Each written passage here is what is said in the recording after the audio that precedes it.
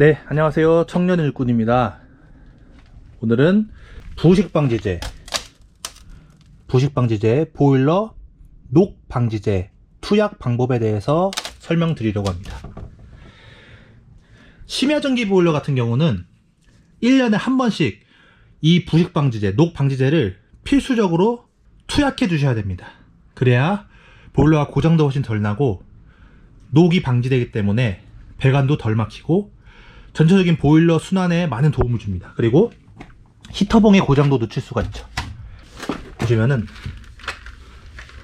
이건 경동 보일러입니다. 경동 보일러인데 여기 수처리 방법에 보시면 부식 방지제는 1년에 1회 꼭 재투입하십시오. 이렇게 써 있습니다. 그래서 많은 분들이 모르세요. 심야전기 보일러에 부식 방지제를 꾸준히 넣으셔야 되는지. 어떤 분들은 이렇게 말씀하시는 분도 계세요.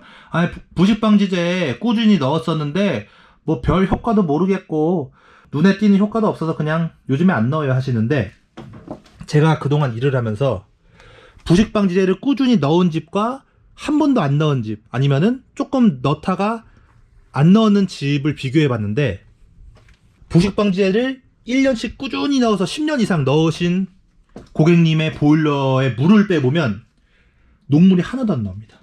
정말 맑은 물만 나와요. 그런데 부식 방지제를 한 번도 안 넣었거나 조금 넣으시다가 안 넣으시는 분들은 물을 빼보면은 녹물이 계속 나옵니다. 그 녹물이 나중 되면은 이런 배관 부속도 부식시키고 히터봉에도 들러붙어서 부식시키고 방바닥 엑셀 배관도 막기 때문에 부식방지제는 꾸준히 넣어주시는 게 정말 좋아요. 물론 부식방지제를 안 넣은다고 해서 보일러가 더 많이 고장나고 그런 건 아니지만, 아무래도 난방수의 수질의 차이가 있기 때문에 장기적으로 봤을 때는 훨씬 좋은 건 사실이죠. 효율도 올라가고요. 그래서 보일러 부식방지제는 무조건 넣으시는 걸 추천드립니다. 1년에 한 번만 넣으시면 됩니다. 그래서 넣는 방법은, 우선 보일러 통 위에 보시면 이 보충 탱크, 팽창 탱크라고 하는 이 고무로 된 사각통이 있습니다. 이게 무슨 역할이냐면, 보일러 통에 물이 이렇게 줄어들면 여기 있는 물이 이 보일러 통으로 물을 보충해주는 역할을 합니다. 그래서 약품을 이 보충 탱크에 넣으시면 됩니다. 여기에다가 약품을 넣으면은 나중에 요 물이 조금씩 줄어들었을 때 그 약품이 이 보일러통 안으로 들어가서 물이 섞이게 되겠죠. 심야전기 보일러에는 무조건 이 보충 탱크가 있습니다. 일반적으로는 이렇게 이 집처럼 보일러 위에 올려져 있고요. 어떤 집은 지붕 위에 올라가 있는 집도 있고, 어떤 집은 저기 벽에 매달려 있는 집도 있고, 어떤 집은 옥상에 있는 집도 있고, 또 어떤 집은 화장실 천장 위에 있는 집도 있습니다. 그래서 잘 찾아보시면은 이 보충 탱크는 모든 심야전기 보일러에 다 달려 있습니다. 그리고 귀뚜라미 보일러 같은 경우는 보충 탱크가 이렇게 사각으로 생기지 않고 하얀색 원통으로 이렇게 옆에 두 개가 달려 있어요.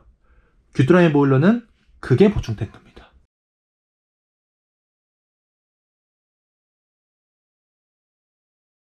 그래서 약품을 이 보충 탱크에 부어서 넣으시면 됩니다. 제가 보여드릴게요. 그리고 이 심야전기 보일러 부식방지제는 저희가 판매하고 있습니다.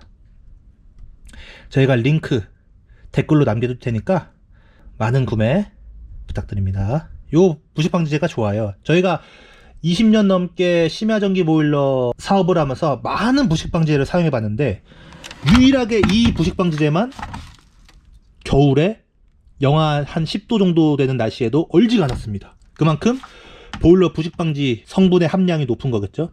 다른 부식방지제들은 겨울에 밖에 내두면은 한 영하 5도만 돼도 꽝꽝 얼어요. 근데 유일하게 이 제품만 겨울에 얼지 않았습니다. 겨울에 언다는 것은 그만큼 부식방지 화학 성분의 함량이 좀 낮고 물이 많이 섞였다는 뜻이겠죠. 그래서 요 제품을 넣으시는 걸 추천드립니다. 보통 부식방지제는 한 2700리터 기준에서 8리터 넣으시면 돼요. 이거 한 통. 대부분의 가정집이 2700리터짜리 보일러를 사용합니다. 그래서 요 한 통만 넣으시면 됩니다. 1년에 이 한 통만 넣으시면은 보일러 난방수 수질 관리를 잘 하실 수가 있습니다. 정말 추천드립니다. 댓글에 구매 링크 달아두도록 하겠습니다. 어이구.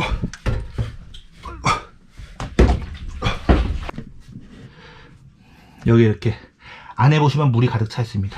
이 보충 탱크 같은 경우에는 물이 반 차 있거나 아니면은 한 3분의 1 정도, 4분의 1 정도 차 있는 게 정상이에요. 그래서 물이 적게 있다고 고장난 건 아니고요. 만약에 물이 한 방울도 없거나 아니면 여기서 물이 계속 흘러 넘친다. 그러면은 이 안에 있는 보충 탱크 웃기 플로팅 밸브가 고장난 것이기 때문에 그런 경우라면 빨리 설비업자분들이나 보일러 기술자분들한테 전화하셔서 수리받으시면 되겠습니다. 여기 보충 탱크에 이렇게 쏟아 넣으시면 됩니다.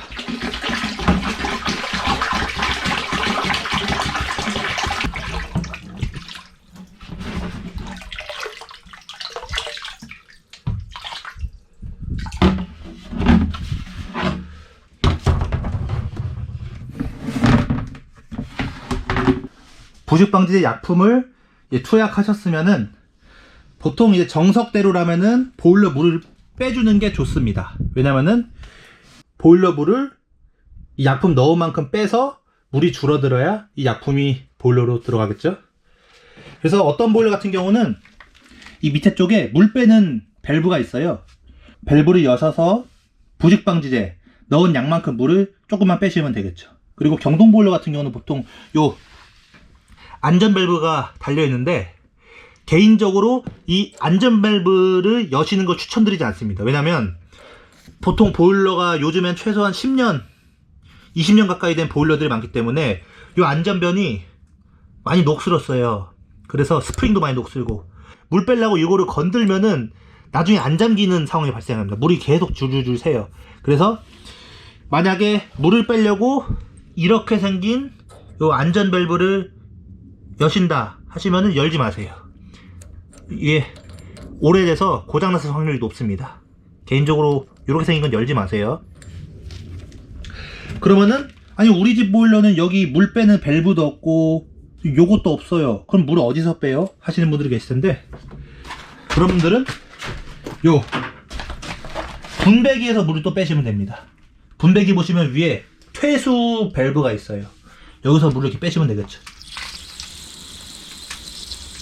근데 이것도 잘 보셔야 되는 게, 자, 지금 여기 뺀 물이 배관을 따라가 보면 이렇게 돼서